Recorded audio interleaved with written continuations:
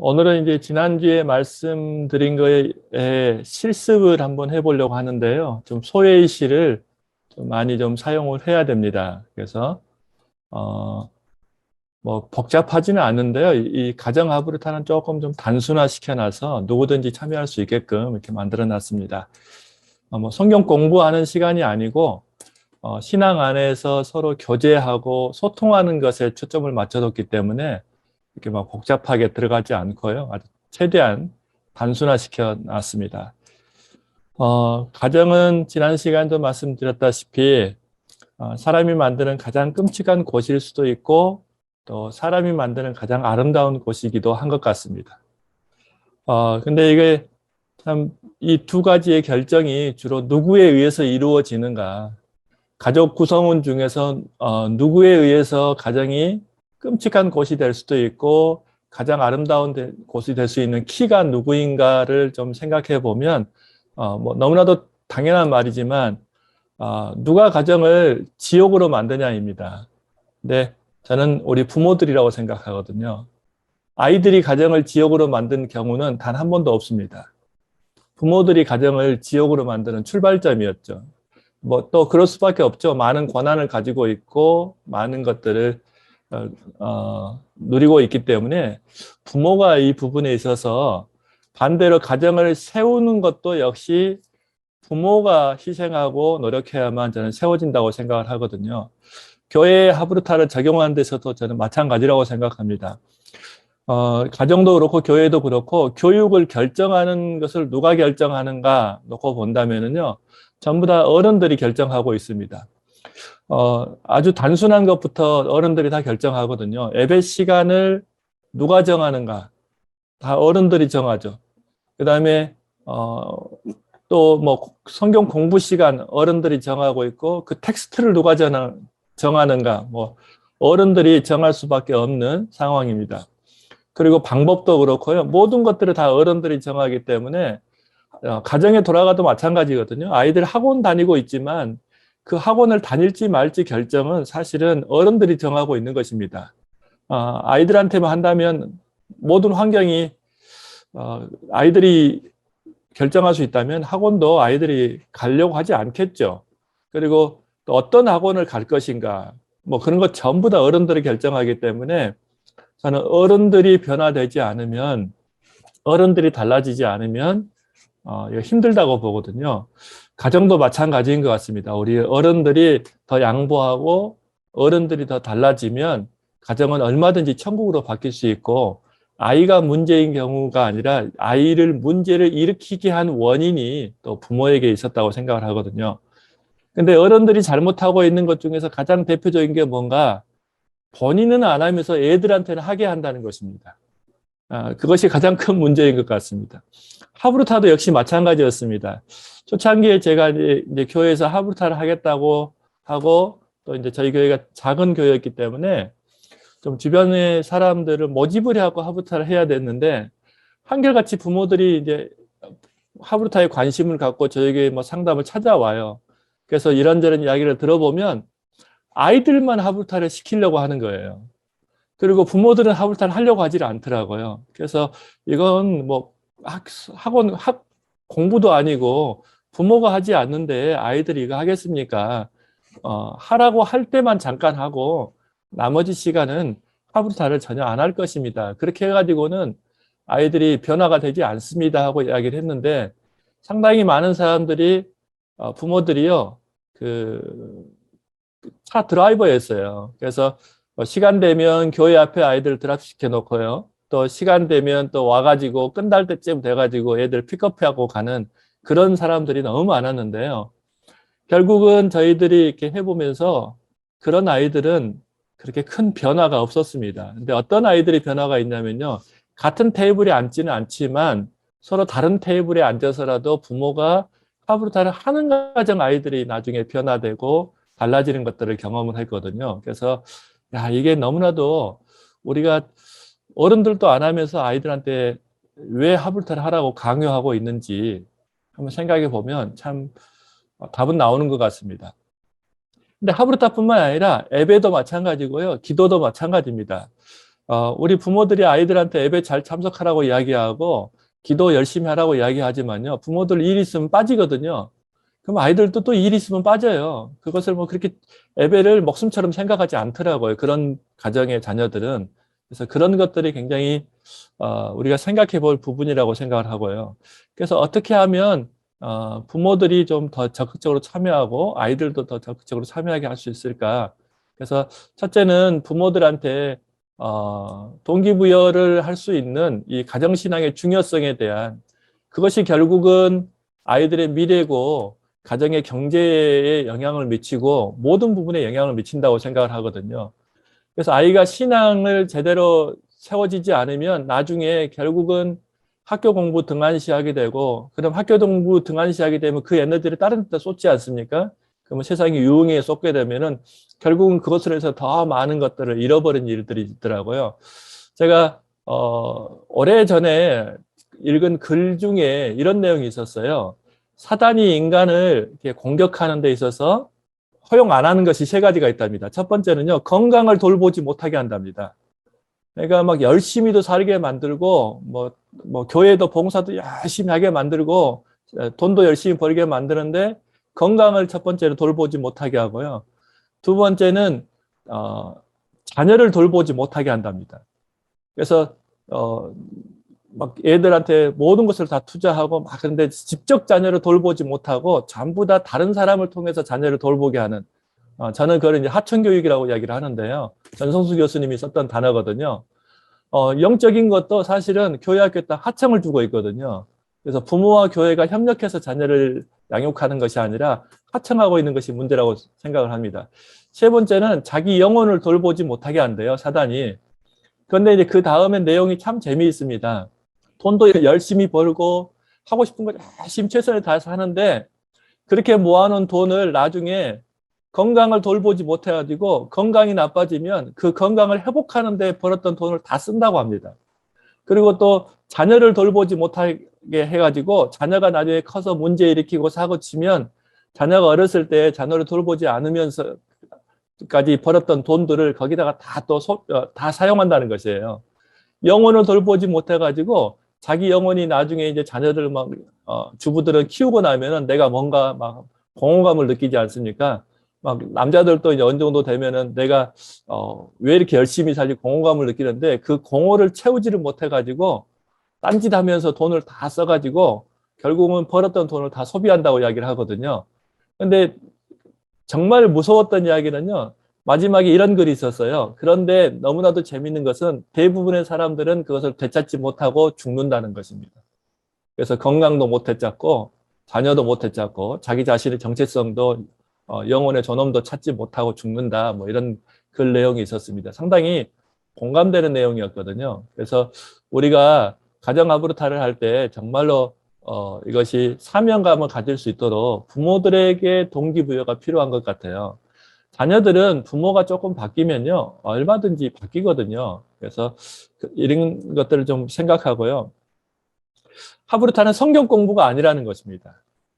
우리 삶의 나눔이고 삶의 일부가 돼야 된다고 생각을 하거든요. 그래서 이것으로 성경 공부를 하려고 하면 참 어려운 것 같아요. 저희들이 이제 성경 읽기 같은 것을 하면은 성경을 문단별로 읽게 만들거든요. 왜냐하면 교회에서 성경 읽을 때 보면은 처음부터까지 쫙 읽잖아요. 어느 한 사람이 읽으면 나머지 사람 다 듣기만 한다든가 아니면은 뭐 몇 절씩, 1절씩 돌아가면서 읽는다든가 그런 식으로 성경을 읽는데 가만히 보면 읽고 나서 성경을 이해했느냐, 성경 내용을 머릿속에 담았느냐, 마음속에 담았느냐 전혀 담지 않았습니다. 아이들은 1절씩 돌아가면서 읽자고 하면은요, 숫자가 5명이네? 그러면 나는 1절, 6절 이렇게 읽으면 되겠네 하면서 그런 거 생각하고 있지, 성경의 내용을 관심을 갖지 않는 것들을 보거든요. 주일날 예배 시간에, 물론 예배 시간 짧은 시간 안에 성경을 읽어야 되기 때문에 또 그렇게도 하겠지만, 앞에서 성경 봉독을 하면, 성도들은 과연 그 성경의 내용에 관심을 갖고 주의 깊게 성경을 봉독할까요? 저는 99% 아니라고 생각합니다. 거의 뭐 교독해도 마찬가지고요. 거의 그냥 소리내서 읽을 뿐이지 그 내용이 무엇인지에 대해서 전혀 받아들이지 않거든요. 그래서 이제 문단별로 아이들하고 성경을 읽으면서 모르는 단어도 좀 찾아보게 하고 이야기하고 그리고 그걸 좀 쉽게 다시 그 문장을 이해시켜보고 뭐 그렇게 하라고 하는데요. 제가 해보면 아이들은 말 그대로 쉽게 설명을 해요. 쉽게 성경을 이야기해요. 그런데 어른들은요, 자꾸 그것을 해석하고 설명하려고 해요. 그래서 아이들한테는요, 지금 성경이 있는 시간에 부모들이 벌써 이제 좀 빠르잖아요. 신앙생활 오래 하고 또 지성이 좀 높으니까 지적 수준이. 벌써 그 성경에서 메시지를 찾아갖고 아이들한테 자꾸 해석하고 이야기하니까요. 아이들의 입장에서는요, 잔소리가 되어버린 경우들이 참 많더라는 것입니다. 그래서 하브르타는 성경 공부가 아니에요. 뭘 거기서 깨닫고 뭘 성경을 뭐 이해하고 뭐 신학교 공부가 아니지 않습니까? 하브르타는 자녀들과 신앙 안에서 아름답게 어떤 생각을 나누고 삶을 나누는 것이라고 생각해야 되는데 우리나라는 너무나도 공부에 치우쳐 있는 것 같습니다. 그리고 또 하나 중요한 것이요. 하브르타의 좋은 교육들이 정말 많아요. 저도 성경 하브르타 뭐 교사 양성 과정은 꾸준히 하고 있지만 괜찮은 교육들이 한국에는 정말 많거든요. 그런데 그걸 받아들이는 사람들의 입장에서 봐서는요. 다 좋고 재밌다고 하지만 일회성이에요. 이벤트 같은 교육이에요. 근데 한국의 이벤트 교육이 저는 세상을 아이들이 망쳤다고 생각하거든요. 근데 이벤트보다 더 중요한 게 뭐냐면요. 꾸준함입니다. 그, 대나무가 아무리 강한 그 태풍에도 무너지지 않는 이유는 중간중간 속이 텅 비어 있지만 매듭이 있기 때문에 대나무는 이렇게 깨지지 않는다고 이야기하지 않습니까? 유연성이 있고. 그러니까 그 매듭처럼 정기적으로 꾸준히 한 번 한 번 해가는 것이 정말로 중요한데 이거 몇 번만 하면 달라지겠지. 뭐 이벤트식으로 이렇게 생각을 하니까 어렵더라고요. 그래서 하브르타 초창기에 하브르타를 가르치기 위해서 12회 과정, 한 3개월 과정 열어놓으면요. 3개월 하면 하브르타 다 한 줄 알아요. 그래서 다 배웠다고 생각을 해요. 근데 그것은 시작에 불과하지 않습니까?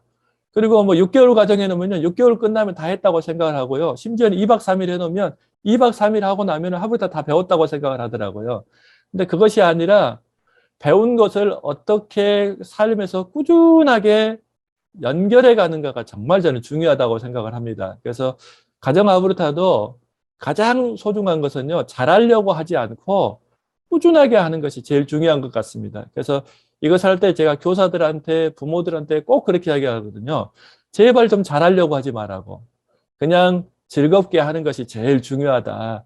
아이들한테 뭐 교훈을 심어주고 깨달음을 심어주고 안 심어주고 그런 거 관심 갖지 말고 아이들하고 같은 시간, 가족이 한 시간을 계속 공유해 가는 것, 그것이 가장 핵심이라고 이야기를 하거든요. 근데 또 이렇게 해도 막상 현장에 접어들면 또 잊어요. 또 잘하려고 해요. 그래서 이게 그 가르침 중독이라고 저는 표현을 하는데요.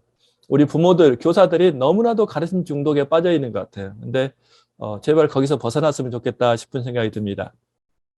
그래서 가정에서 신앙 활동이 어려운 이유들을 여러 가지로 저희들이 뭐 지난번에도 말씀드렸지만 조사를 해봤더니 부모님들은 가르침 중독에 빠져가지고요 잘하려는 생각에 설교 부담이 너무 드는 거예요. 일반 가정 예배 보면은요. 그리고 아이들은 막 꼰대 분위기고 막 그러다 보니까 힘드니까 하브르타 홈카페를 하면서 어떻게 하면 쉽고 재밌게 할 수 있는가에 대한 고민을 참 많이 했습니다. 그래서 누가 쉽고 재밌어야 되냐? 특히 아이들이 쉽고 재밌어야 됩니다. 부모가 쉽고 재밌는 것이 아니고요. 그래서 아이들이 쉽고 재밌으려면요. 아이들이 자기 마음대로 할 수 있는 것들이 많아야 돼요. 그래야 재밌어요. 남들이 하란 대로만 하면은요. 어른들도 싫어하거든요. 근데 그러면 자기 마음대로 할 수 있는 것이 뭔가 하고 생각했더니 자녀가 사회를 보게 하면은 자기 마음대로 할 수 있는 부분이 어느 정도 있기 때문에 아이들이 즐거워하더라고요. 그리고 꼰대 분위기를 좀 없앨 수 있는 좋은 요소가 되더라고요. 그래서 저희는 자녀들이 사회를 보고 사회자에게 많은 권한을 부여하고요. 그렇게 진행을 하고 있습니다. 그리고 또 간단하게 하는 것이 필요한데요. 홈카페는 크게 두 가지입니다. 하나는 패밀리 토크라고 해가지고 가족이 대화하는 것이 하나가 있고요. 두 번째는 말씀 테라피라고 해가지고 말씀으로 대화하는 것이 큰 축입니다. 그리고 이제 앞에 뭐 여러 가지가 있긴 하지만요. 그래서 어떻게 적극적으로 참여하게 할 것인가 이러한 고민 속에 나온 게 이제 몇 가지가 있는데요. 첫 번째는요. 리액션을 하라는 것입니다. 리액션. 근데 제가 왜 리액션을 하라고 이야기하냐면 부모들한테 이 교육을 꼭 하거든요. 칭찬은 우리가 뭐 칭찬은 고래도 춤추게 한다 뭐 그런 이야기 전 국민이 잘 알지 않습니까? 물론 그 책의 내용을 아는 사람은 그렇게 많지는 않더라고요. 그런데 칭찬은 이런 것이 있습니다. 칭찬 중독증이 있어요. 그래서 잘못된 칭찬은 중독이 되면 굉장히 많은 그 아이한테 어려움이 생기는데요. 뭐 특히 칭찬 중독은 이제 결과를 가지고 칭찬하는 거거든요. 너 이거 잘했어. 뭐 점수 100점 받아왔네. 뭐 이런 거거든요. 그러면 어떤 문제가 생기면요. 아이들은 칭찬 받으려는 욕심에 굉장히 무리수를 두기 시작해요. 자기가 잘할 수 있는 것은 괜찮은데요. 어려운 거 안 하려고 합니다. 쉬운 것만 하려고 해요. 왜냐하면 칭찬받아야 되니까요. 그리고 또 혼이 날 것, 칭찬받지 않고 반대의 경우로 혼이 날 벌을 받을 것 같으면 그걸 벌을 안 받으려고요. 거짓말도 하게 되고요. 변명도 막 하게 되고 불법을 막 편법, 불법을 저지르는 애들로 성장할 수밖에 없게 되어 있거든요. 그래서 저는 잘못된 칭찬은 아이들을 병들게 한다고 생각을 하거든요. 근데 우리 부모들이 너무나도 그 일들을 많이 하는 것 같아요. 그리고 이 잘못된 칭찬에 가장 세게 하시는 분들이 사실은 할머니, 할아버지들이에요. 대표적인 칭찬이 이런 칭찬이에요. 손녀 보고 우리 공주가 세상에서 제일 이뻐 막 이런 칭찬요. 그리고 손자에게는 우리 손자가 제일 멋있네. 우리 아들이 최고네. 막 이런 칭찬 하거든요. 근데 중요한 것은 왜가 빠졌어요. 왜 우리 손녀가 세상에서 제일 예쁜지, 왜 우리 손자가 세상에서 제일 예쁜지 팩트가 빠졌다는 사실입니다. 아이들이 초등학교 1, 2학년만 돼 보십시오. 한 2, 3학년만 되면은요. 학교에서 내가 세상에서 제일 이쁜 아이가 아니라는 것을 알고 들어와요. 그런데 집에 오면 엄마, 아빠, 할머니는 뭐라고 합니까? 우리 손녀, 우리 딸이 세상에서 제일 예뻐 이렇게 이야기하거든요. 그럼 아이들은 그냥 엄마나 하는 소리, 할머니나 해주는 소리 이렇게 받아들이거든요. 오히려 신뢰관계를 깨는 부분이 있죠. 그래서 제가 리액션을 하라고 이야기하는 것은 뭐냐면요. 아이가 한 행동에 대해서 내가 반응을 해주라는 것입니다. 그래서 리액션은 짧을수록 좋은 것 같아요.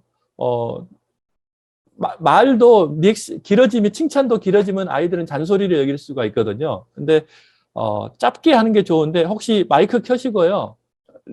리액션 중에서 칭찬화 될 수 있는 어떤 그 말이 뭐가 있는지 한번 이야기 한번 해보시겠습니까? 뭐가 있을까요? 리액션 중에서 이것은 칭찬이 될 수 있겠다. 말 중에서요. 짧은 말. 넌 어떻게 그런 생각을 다 했니? 예, 그것도 아주 좋습니다. 근데 더 짧은 말도 있거든요. 뭐 짧은 아이들한테 거? 정확하게 전달된 것. 일상에서 참 많이 하는 것입니다. 이런 거 있잖아요. 헐, 대박. 그런 말 우리 몰라요. 아, 그래요? 짱! 뭐 이런 거요. 이런 거 몰라요, 우리. 아, 예. 근데 일상에서 사실은 많이 쓰거든요. 한국에서는. 아이들도 많이 쓰고 어른들도 많이 쓰거든요. 짱, 대박 이런 말 굉장히 많이 씁니다. 헐, 뭐 이렇게 하거든요. 그래서 그런 말 한마디가요. 아이들한테 충분히 의사가 전달됩니다. 그래서 좋은데 뭐 이런 말도 좋고요. 근데 중요한 것은 아이들을 관찰해서요. 아이들이 하는 하는 말에 의해서 그 즉시 해줘야 된다는 것입니다. 시간이 지나면 왜 하는지 몰라요. 그럼 시간이 지나면 그런 말 하면은요, 나한테 잘 보이려고 저러시나? 나한테 다가오려고 저러시나? 이렇게 생각하지, 좋은 뜻으로 생각하지 않습니다. 그 다음에 모션도 있어요. 모션 뭐 있을까요? 꼭 말을 안 해도 됩니다. 모션으로 하면 더 좋거든요. 네, 그렇죠. 이렇게 놀래는 표정도 괜찮고요. 이런 거 있잖아요. 엄지척. 예, 엄지척도 좋고요. 하이파이브, 조그만 애들 하이파이브 좋아하거든요. 주먹 하이파이브도 좋아하고요. 한국에서는 이렇게 하는 거 좋아하거든요. 하트. 이게 제가 외국 나가서 보니까 외국 사람들이 코리안 하트라고 그러더라고요. 한국 사람이 하다 많이 하니까 코리안 하트인가 봐요. 근데 애들한테 이런 거 하지 말아요. 이건 아재들이나 하는 건, 꼰대들이나 하는 것이기 때문에 애들한테 뭐 이런 거 하래요. 뭐 이런 것도 괜찮거든요. 그리고 말로 하는 것도요. 이제 여기 이제 선교사님도 어르신들이 많아서 아마 잘 모를 거예요. 애들이 아주 좋다를 요즘 한국 애들이 뭐라고 이야기하냐면요. 쩐다라고 표현합니다. 쩐데 이렇게 표현하거든요. 너무 좋다 막 이런 뜻을 아이들은 쩐다라고 표현을 해요. 근데 더 재밌는 것은요. 말이 애들이 너무 바뀌었어요. 그래가지고 강아지 있잖아요. 그 개가 옛날에는 뒷마당에서 줄에 목에 묶어가지고 크다가 복날이면 사라졌지 않습니까? 그래서 개가 안 좋은 데 쓰였어요. 욕설하는데 개 XX 이렇게 쓰이기도 하고요. 맛없는 살구를 개살구라고 하고 개가 주로 안 좋은 데다 쓰였거든요. 근데 요즘 아이들은 개가 주로 좋은 데다 쓰여요. 쩐다, 매우 아주 좋다한테 매우 좋다 하면 애들은 개 쩐다고 이야기합니다. 그래서 이제 혹시 청소년들이 있으면 쩐데 뭐 이런 표현 한 번만 하시면 돼요. 만약에 두 번, 세 번 하면요. 애들이 이상하게 생각해요. 우리 할아버지가 뭐 볼 때마다 쩐다, 개 쩐다, 뭐 얻은 것을 이득이잖아요. 개 이득 막 그렇게 이야기하거든요. 그런 이야기 할머니가 개 이득, 개 쩐다 하고 다니면 권위가 떨어지고 유신이 떨어지니까요. 부모나 선생님들은 딱 한 번만 쓰면 애들이 알거든요. 아, 왜 저 말 하는지. 그래서 뭐 모션이라든가 행동을 하는데 이 리액션은요, 잘하는 것만 리액션할 필요가 없어요. 안 좋은 행동이 줄어들었을 때, 너 그거 줄었네? 하고, 살짝 해주면요, 아이들은 그걸 받아들여요. 문제는 아이들은 자신이 하는 말과 자신의 하는 행동을 해석하지 못한다는 거예요. 이것이 어떤 의미를 가지는지. 근데 아이들은 어떻게 해석하냐면요, 주변 반응을 보고 해석하거든요. 그래서 자기가 하는 말에 주변에서 막 박수 쳐주면 그것이 좋은 것으로 해석을 해요. 그리고 반복하게 돼 있어요, 그것을. 근데 학교에서 친구들이 막 잘못한 일인데도 막 센 척하면 막 박수 쳐주면 어떻게 나옵니까? 막 그것이 좋은 행동으로 착각하거든요. 그래서 우리가 아이들이 하는 말, 하는 행동에 리액션을 해주면은요, 아, 이것은 줄여야 하는 행동이구나. 이것은 더 많이 더 해야 되는 행동이구나 하는 것을 해석할 수가 있거든요. 그래서 리액션이 굉장히 중요하다는 것이에요. 그래서 부모들이 주로 해줘야 될 것은 뭐냐면요, 리액션인데 심지어는 이렇게 이야기합니다. 강제로 하라고 이야기합니다. 그래서 뭐 대놓고 하라고 이야기하거든요. 아이들한테도 리액션 하라고 이야기하고 부모들한테 리액션 하라고 하거든요. 현장에서 이제 제가 제일 많이 시킨 리액션이요, 하이파이브예요. 가볍게 스킨십을 할 수 있도록요. 그래서 뭐 잘하면 무조건 하이파이브 하게 하고요. 조금만 어쩌면 자 하이파이브 합니다. 이렇게 훈련을 시켜요. 같이 하는 동안에. 오늘은 이제 이따 실습하실 때는요, 우리 선교사님들이 뭘 하실 거냐면요, 하이파이브는 할 수가 없잖아요. 그러니까 오늘 한번 해보겠습니다. 대박 이렇게 하겠습니다. 헐, 대박, 이렇게 짱 이렇게 하시면서 상대방이 좀 좋은 이야기 나오면 그거 대박 무조건 이렇게 이야기 하시는 겁니다. 이따가. 그래서 그러면요, 짜고 친 고스톱이지만 내가 한 말에 대해서 상대방이 반응을 해주니까요, 짜고 친 고스톱으로 느끼질 않아요. 정말 나를 위해서 해준 것으로 느끼거든요. 근데 막연한 칭찬은 뭔가 좀 아부 같은 느낌이 들거든요. 그래서 막연한 칭찬은 안 된다 하는 것을 말씀드립니다. 두 번째는요, 눈을 보고 대화하는 것입니다. 이게 너무나도 중요해요.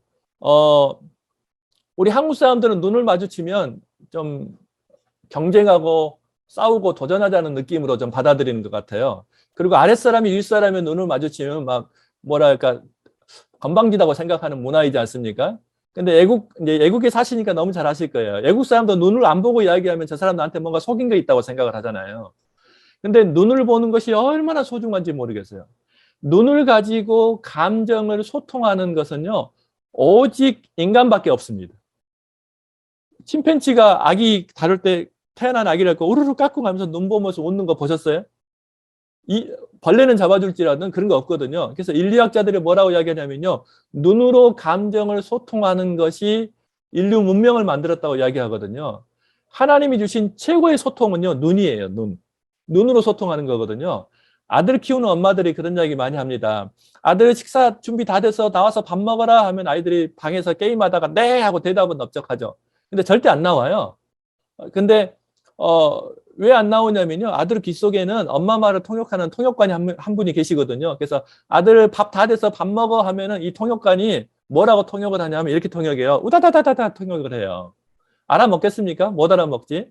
그럼 아들이 대답 소리 내는요, 엄마가 지금 무엇을 요구하는지를 알아들었다는 소리가 아니고요, 엄마 소리가 들렸어요, 내 소리예요.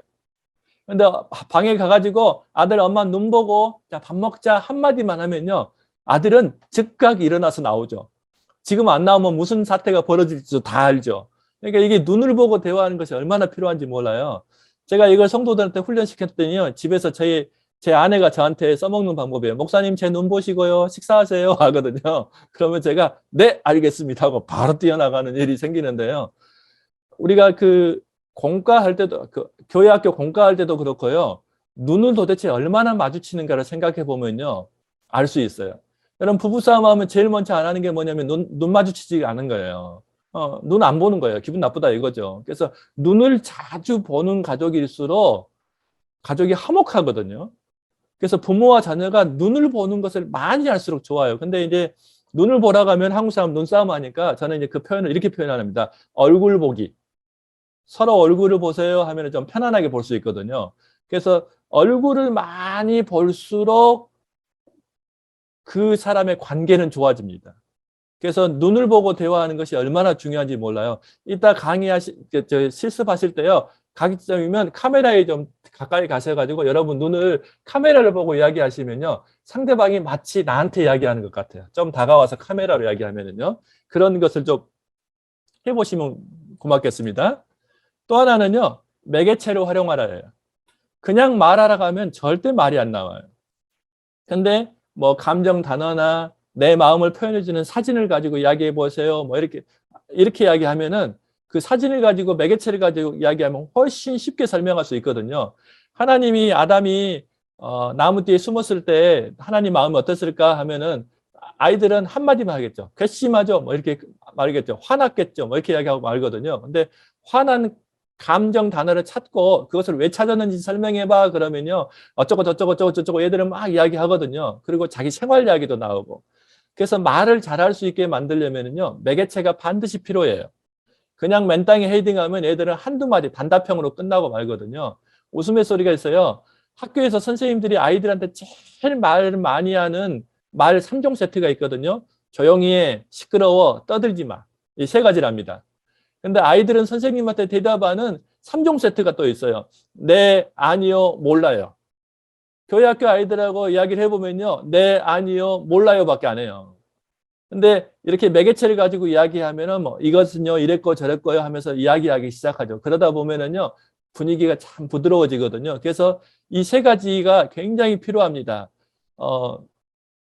리액션 하라, 눈 보고 이야기하라, 매개체 가지고 하라. 이거 꼭 기억해 두십시오. 자, 홈카페를 이제 한번 해볼 건데요. 첫 번째는 저희들이 뭘 하냐면요. 저희 교회는,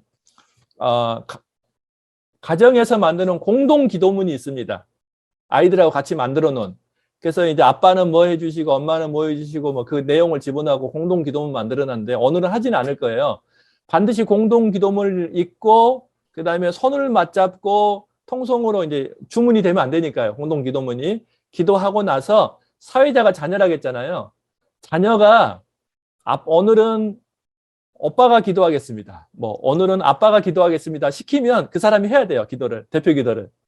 그래서 이제 짧게라도 기도를 하고 그러면 안 믿는 아빠들도 기도를 할 수밖에 없어요.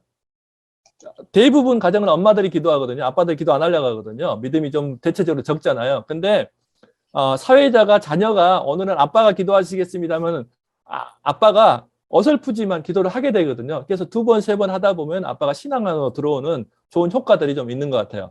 그 다음 두 번째는 뭐냐면요. 미리 규칙을 정하는 거예요. 규칙을 한 5가지 정도 정해놔요. 안 그러면 통제가 안 돼요. 아이들, 뭐 어린아이들도 있고 좀 큰 아이들도 있고 막 있는데 아시죠? 형제 싸움은 하나님도 못 말린다고. 형제들이 뭐 둘, 셋이 있으면요. 얼마나 싸운지 모릅니다. 저도 클 때 저 바로 위에 누님하고 엄청 싸웠거든요.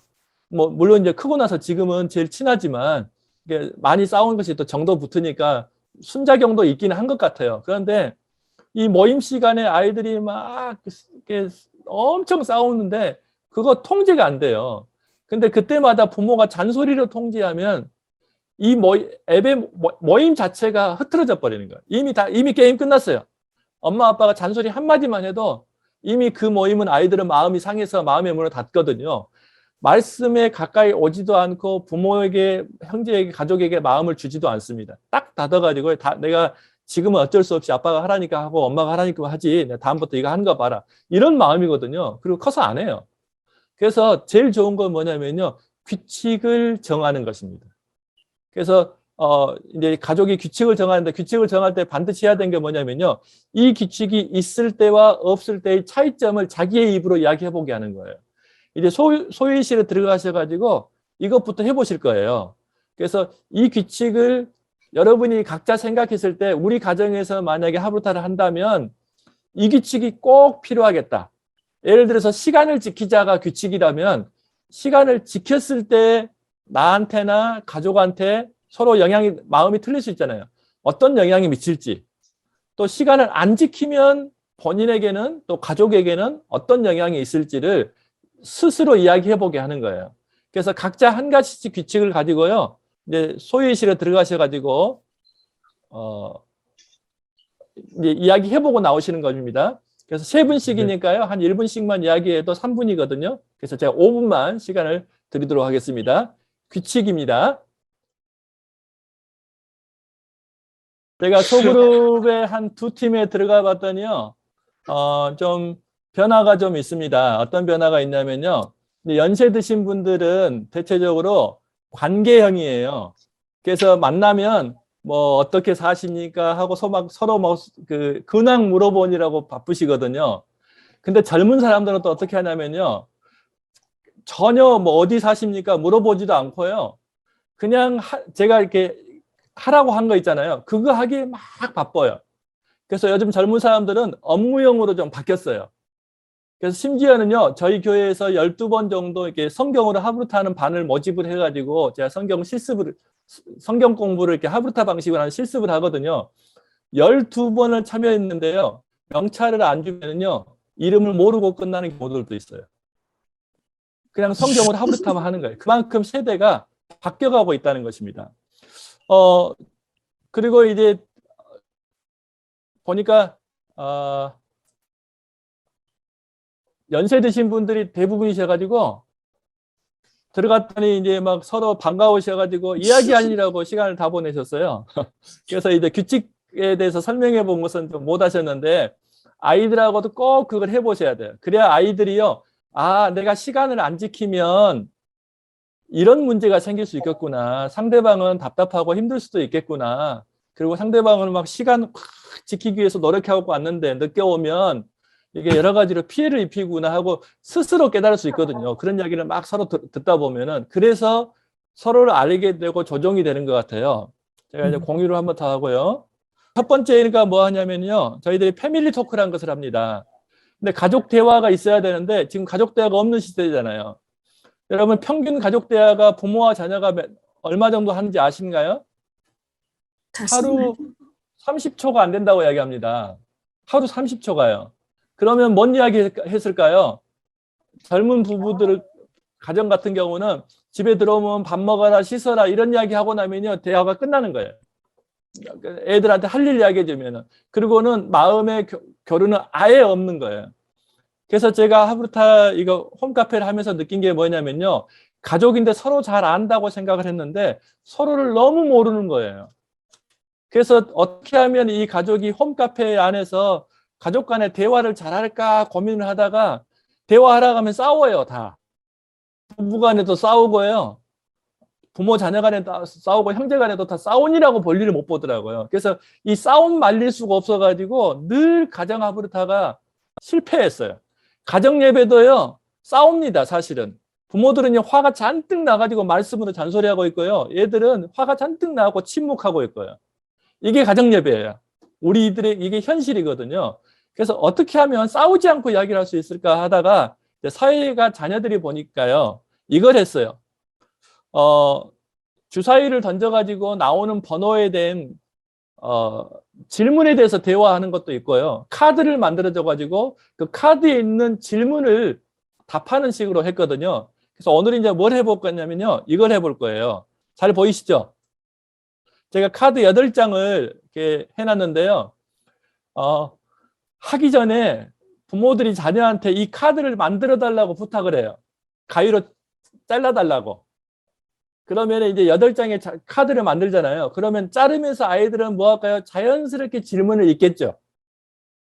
그러면서 질문을 읽으면서 자기 마음에 든 질문을 선택하게 되고 마음속으로요. 그것에 대해서 생각도 미리 해보게 되는 효과가 있어요. 그리고 하부타 홈카페 시간을 좀 기대하게 만들 수도 있고요. 카드를 안 만들고 주사위로 할 때는 주사위를 사서 주지 않고 종이에다가 도면을 줘가지고 그걸 잘라가지고 붙이고 만들게 해요. 그럼 아이들 그거 만들면서 즐겁고 기대하는 효과를 가져올 수가 있거든요. 아, 하부티차에 뭔가를 하는구나, 재밌게 하는구나 하는 어떤 메시지를 줄 수 있기 때문에 그렇게 하는 방법이 굉장히 좋습니다. 소위실에 들어가셔가지고요. 어떻게 하시냐면요. 각자 자기가 원하는 질문을 하나 선택을 하세요. 번호를요. 근데 잘 보이실런가 모르겠습니다. 잘 보이시죠? 1번은 내가 사랑받는다고 느낄 때는 언제인가요? 2번은 어렸을 때 가장 가지고 싶었던 물건은? 3번은 내가 들은 말 중 가장 힘이 된 말은? 4번은 지금 나이에 내가 할 수 있는 가장 멋진 일은? 5번은 나에게 자극이 되는 사람이 있다면 어떤 면에서 그런가요? 6번 가지고 싶은 능력이 있다면 또 그 이유는? 7번 마음에 있는데 실천이 잘 안 되는 일은? 8번 가족 중에 지금 사랑이 가장 필요한 것 같은 사람은? 이렇게 질문이 있는데 이 중에 하나를 선택하셔도 되고요. 만약에 선택하기가 힘들면은 이 질문을 하겠습니다. 내가 가장 듣기 싫은 말. 내가 가장 듣기 싫은 말을 가지고 서로가 한번 이야기를 해보도록 하겠습니다. 근데 이게 이제 가족이 아니시니까 좀 감흥이 덜할 거예요. 근데 내 아이가 가장 듣기 싫은 말이 이 말이에요 이야기하면요. 상당히 공감력이 있습니다. 아, 앞으로는 저 말 안 해야 되겠구나. 반대로 가장 듣고 싶은 말 하면은요. 아, 내 남편은 이런 말을 가장 듣고 싶었구나. 알 수 있어요. 그러면 다음에 생활할 때요. 듣기 싫은 말은 잘 수 있으면 잘 안 하려고 하게 되고요. 듣고 싶은 말은 아무래도 한 번이라도 더 하게 됩니다. 그렇게 되면 가정이 좀 변화가 일어날 수가 있거든요. 소위실 들어가셔가지고 한번 해보시는데 질문은 하셔도 되고 가장 듣고 싶은 말, 가장 듣기 싫은 말로 하셔도 됩니다. 자, 들어가셔서 한번 실습을 하고 나오시겠습니다. 이렇게 서로를 이야기하니까요. 여기서 어떤 현상들이 벌어졌냐면요. 안 믿는 아빠들이 변하더라고요. 내 가족을 너무 몰랐던 거예요. 그리고 가족 속마음을 알게 되고 가까워지고 그러면서요. 어마어마한 변화가 일어나기 시작했습니다. 그리고 이 하브르타를 한 다음에 지금 많은 변화들이 일어나고 있는데요. 아빠들이 자녀들을 알게 되고 자녀들도 아빠를 알게 되고 그러니까 가정의 다툼이 줄어들기 시작하는 거예요. 그리고 안 믿는 아빠들이 교회에 나오기 시작하고 뭐 완전히 막 심지어는요. 막 그 자기 아버지가 친정 아버지가 스님이셨던 분이 이걸 통해 가지고 교회를 나오세요. 바꿔버렸어요. 막 그런 일도 벌어지기 시작하고요. 그래서 또 이것이 지속됐을 때 많은 문제들을 해결해 주는 요인이 되더라고요. 그래서 저는 이것을 처음에 기획할 때는 좀 분위기를 딱딱하지 않게 하기 위해서 이것을 기획해서 넣었는데 오히려 이것이 지금은 중심이 돼 있어요. 패밀리 토크가 훨씬 중심이 돼서 진행하거든요. 이야기해 보면 이제 정말 재밌거든요. 그다음에 찬양은 제가 말씀드렸다시피 유튜브에서 이렇게 하나 골라가지고 가족들이 하게끔 되어 있고요. 그다음에 말씀 테라피입니다. 말씀 테라피는 저희 교회 같은 경우는 이제 성경 읽기도 하고요.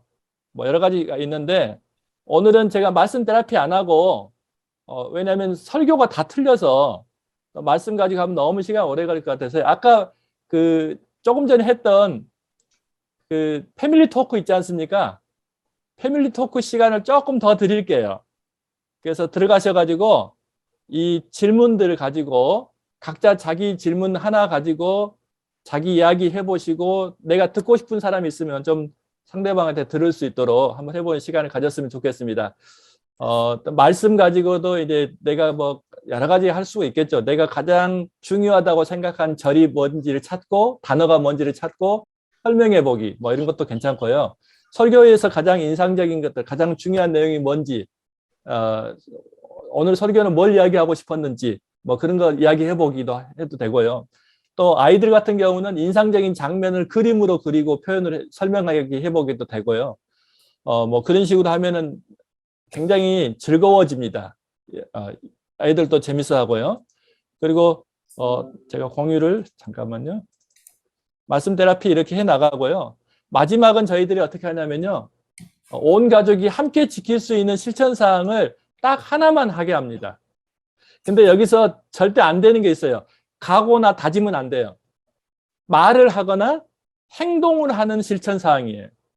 어떤 사랑한다고 말을 해야 되다거나 아니면은 미안하다고 말을 해야 된다거나 아니면은 내가 무엇을 음식을 해줘야 된다거나 이런 식으로 섬김이 있어야 되거든요. 반드시 말과 행동을 할 수 있는 실천 사항을 한 가지를 정해요. 그래서 일주일 동안 온 가족이 그것을 일주일에 1회 이상은 무조건 의무적으로 하기예요. 그러면 애들이 간혹 가다가요. 그 형제들끼리 막 다투는데 내가 양보할게 소리를 하기로 했다 하면은요. 한 번은 해야 되지 않습니까? 그래서 한 번은 꼭 하고 넘어가거든요. 그럼 그 다음 주에 또 만나서 이야기하면 또 그런 이야기가 나오고 재미있는 이야기꽃들이 또 펼쳐지거든요. 그리고 이제 마지막에 사회자가 엄마 아빠 중에서 한 분을 선택을 해요. 오늘은 아빠가 기도해 주시겠습니다 하면은 아빠가 축복 기도를 하는 거예요. 오늘은 엄마가 기도하시겠습니다 하면은 축복 기도 하는 거예요. 마지막 기도는 권위자가 해야 되기 때문에 엄마 아빠 둘 중에 한 사람만 하게끔 했거든요. 뭐 형이 하겠습니다. 누나 그것은 처음에는 형 누나도 가능한데 처음에는 온 가족 중에 한 사람이면 되고 마지막은 반드시 부모 중에 한 사람이 해서 영적 권위를 세웠고요. 그리고 이제 끝나고 나면은 구호 같은 걸 외치게 했어요. 그래서 이제 저희 교회 공식 구호가 이거예요. 하나님께 온 가족이 뿅가네. 그다음에 사회자가 이웃에게 뿅가네. 그리고 다 같이 우리는 뿅가네 화이팅 하고 끝나는 거거든요. 우리 뿅가네. 네, 한번 연습을 해보겠습니다. 마이크를 한번 다 켜주실래요?